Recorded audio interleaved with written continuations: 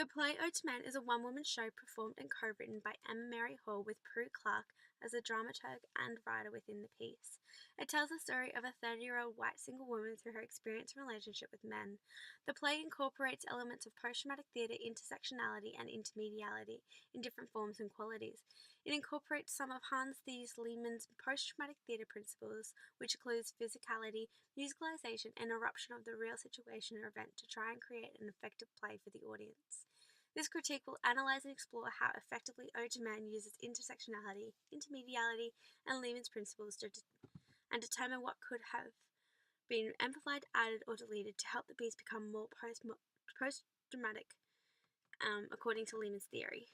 Intermediality is the use of individual parts within a whole and is explored in the play through multiple forms like script, sound, and projection. Emma Hall decided to create an episodic play following different chapters and true stories of her romantic life, in which each new chapter begins with a sound or music to distinguish between the episodes. This also created a sense of anti-escapism and break of fictive cosmos in the play from Lehmann's theory to help engage the audience. To show the intermediality in the style of the play, Hall also included an unfinished chapter into the story to expand the post-dramatic quality of the piece. The projection was another major part within intermediality, using it to explore multimedia with sound and to explore mediatized footage of pre-recorded videos as seen at the start with a man running in slow motion on the beach. Hall read off the media in many chapters, showing a sense of hypermediacy, explaining the difference between men and women and how they are relevant to the ode. Musicalization and physicality can also be seen in the physical story that is made through Hall's movements. An example of this is through her recreation of statue poses and constant changing her position on stage when new chapters or story begins. Ode to Man also uses eruption of the real situation in a chapter to create a story of a person running through a forest. While the forest is animated, Hall still physically runs with the projection to create the illusion of her running in a forest. This follows Lehmann's principles of dramatic theatre and engages the audience both visually and mentally. Intersectionality is the expression and representation of oppression in theatre. In Ode to Man, it focuses on gender discrimination of how men treat or see women.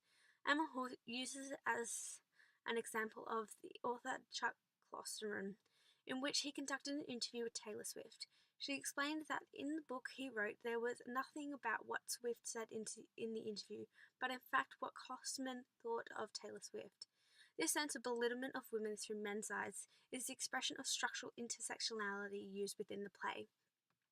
The use of intersectionality and intermediality could have been amplified within the play to help create a more post-traumatic, political, and engaging play. While intersectionality was represented through oppression in gender, it could have delved deeper into how the oppression has adapted over time through her life story and created a strong political identity for her as a woman, rather than just showing what seemed like a small portion of her life. This would have made the play not only more political, but also more personal, dragging the play further into a post-traumatic realm, creating a more engaging performance for the audience. Like intersectionality, intermediality also could have amplified and had elements added to it to create stronger individual parts within the whole play, shaping it in a way to become more post-traumatic.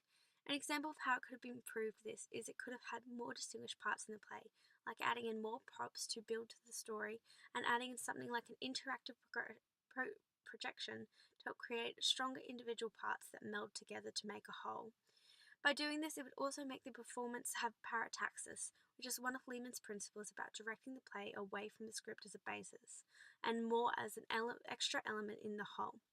By amplifying and adding to the play through these elements, Ode to Man would present a strong personal story in the genre of post-traumatic theatre to the audience and would create a funny and powerful story through this wonderful play.